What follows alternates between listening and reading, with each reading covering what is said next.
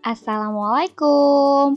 Halo anak-anak hebat. Bagaimana kabar kalian semuanya? Bunda doakan dimanapun kalian berada, kalian tetap dalam keadaan sehat walafiat. Amin ya robbal alamin. Hari ini kita akan belajar kelas 5, tema 6, panas dan perpindahannya. Subtema 3, pengaruh kalor terhadap kehidupan. Pembelajaran 4. Yuk kita mulai pembelajaran kita hari ini. Nah, perhatikan gambar yang sudah Bunda sajikan. Agar lingkungan bersih, nyaman, dan indah terwujud, usaha yang perlu kita lakukan adalah dengan cara menjaga kebersihan lingkungan. Menjaga lingkungan adalah salah satu kewajiban dan tanggung jawab kita sebagai warga negara. Setiap warga negara mempunyai tanggung jawab yang harus dilaksanakan. Setiap warga negara mempunyai tanggung jawab yang harus dilaksanakan sesuai perannya di dalam masyarakat. Apa saja akibat yang akan terjadi bila anggota masyarakat tidak melaksanakan tanggung jawabnya? Salah satu akibatnya adalah terjadinya masalah sosial. Berikut ini adalah jenis-jenis permasalahan sosial yang terjadi di lingkungan masyarakat. Yang pertama adalah sampah. Yang kedua, kali atau sungai yang kotor. Yang ketiga, bangunan liar. Yang keempat, kemacetan lalu lintas. Sampah. Salah satu kebiasaan tak terpuji adalah membuang sampah sembarangan. Sampah yang berserakan dapat mengurangi keindahan dan kenyamanan para masyarakat di sekitar, bahkan dapat mengakibatkan banjir. Yang kedua adalah kali atau sungai yang kotor. Kali atau sungai kadang-kadang dijadikan tempat pembuangan sampah bagi warga masyarakat. Akibatnya, pada musim penghujan, air kali meluap, menggenangi daerah sekitar, sawah-sawah, dan pemukiman penduduk. Menurunnya kualitas lingkungan sekitar dan banjir yang diakibatkannya membuat masyarakat merasa tidak nyaman. Yang ketiga adalah bangunan liar.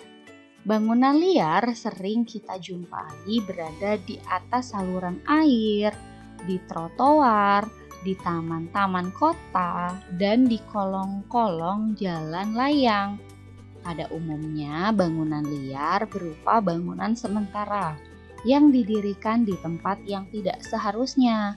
Hal ini akan menyebabkan masalah kesehatan dan kebersihan lingkungan yang menimbulkan ketidaknyamanan masyarakat pada umumnya. Dan yang keempat adalah kemacetan lalu lintas. Kemacetan lalu lintas sering terjadi pada saat jam berangkat sekolah atau jam berangkat kerja. Salah satu penyebab kemacetan lalu lintas antara lain banyak pengguna jalan yang tidak melakukan kewajibannya untuk menaati aturan lalu lintas.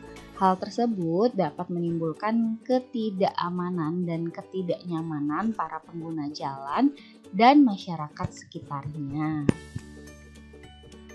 Nah, kita akan membahas pokok pikiran dari setiap paragraf ya. Paragraf yang pertama, tanggung jawab warga negara sesuai perannya. Paragraf yang kedua, akibat warga negara tidak melaksanakan tanggung jawabnya. Paragraf 3, membuang sampah sembarangan adalah kebiasaan yang tak terpuji. Paragraf 4, sungai dijadikan tempat pembuangan sampah. Paragraf 5, bangunan liar menyebabkan masalah kesehatan dan kebersihan lingkungan. Paragraf 6, kemacetan lalu lintas menyebabkan ketidaknyamanan pengguna jalan dan masyarakat.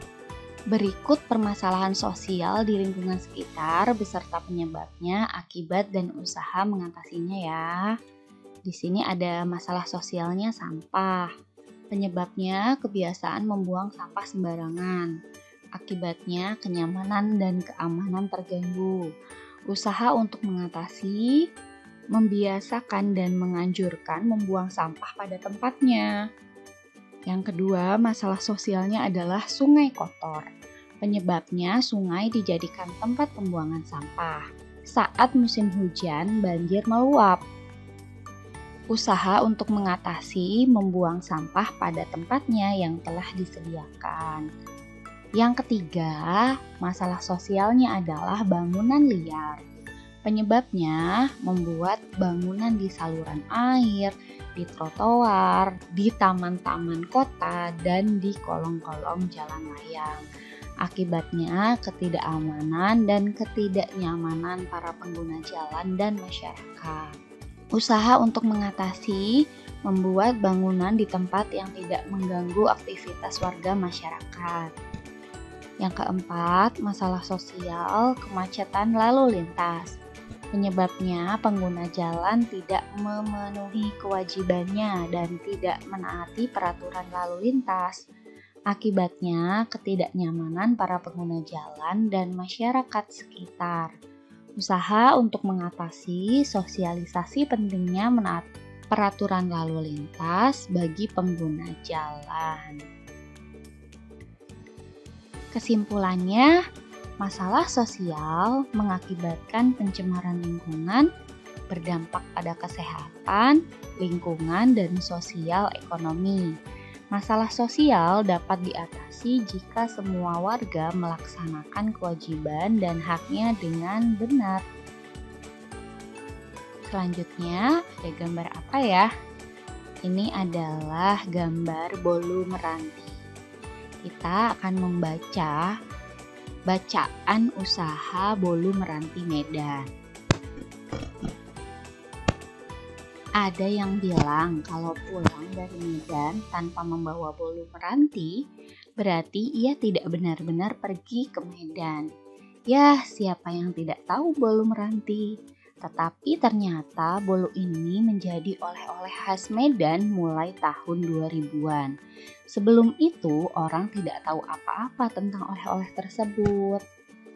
Bolu meranti adalah makanan berupa bolu gulung berbahan dasar telur dan tepung yang diisi berbagai macam isian.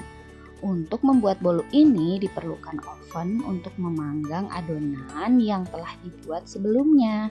Saat ini ada berbagai isian untuk bolu ini. Ada isian keju, coklat, mocha, stroberi, dan kacang. Nama meranti berasal dari nama jalan di mana bolu ini pertama kali dijual untuk umum. Bolu ini memiliki rasa yang khas, lembut, dan cukup tahan lama meskipun tidak menggunakan bahan pengawet. Siapakah orang di belakang bolu terkenal ini? Seorang ibu bernama Ailing suatu hari menitipkan bolu buatannya di toko milik salah satu kerabatnya yang berlokasi di Jalan Meranti. Ailing yang sedari muda dikenal suka memasak dan membuat kue ini, lama-kelamaan kewalahan dengan pesanan bolu yang dibuatnya. Hingga suatu saat ia membuka gerai sendiri di tempat yang lain. Namun ia tetap menggunakan nama Meranti sebagai nama bolunya untuk menjaga agar pelanggannya ingat akan bolu buatannya. Berdasarkan bacaan di atas, jawablah beberapa pertanyaan berikut ini. Yang pertama, bagaimana kue bolu meranti menjadi oleh-oleh khas Kota Medan? Bolu ini memiliki rasa yang khas, lembut, dan cukup tahan lama, meskipun tidak menggunakan bahan pengawet. Yang kedua, apa saja usaha yang dilakukan pemiliknya sehingga membuat bolu ini terkenal? Ailing membuka gerai sendiri di tempat yang lain. Bahkan ia pun membuka gerai di Bandar Udara Internasional Kuala Namu untuk memudahkan pelanggan mendapatkannya sebagai oleh-oleh khas Kota Medan.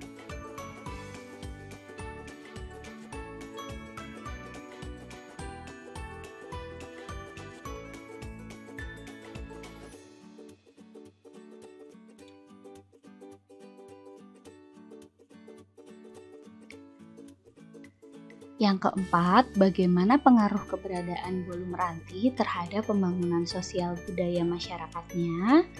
Bolu Meranti menjadi ciri khas Kota Medan. Yang terakhir, apakah di daerahmu juga punya sesuatu yang biasa dijadikan oleh-oleh khas daerahmu? Kalau Bu Nunu tinggal di Bogor, jadi sesuatu yang bisa dijadikan oleh-oleh khas daerah Bogor yaitu lapis talas.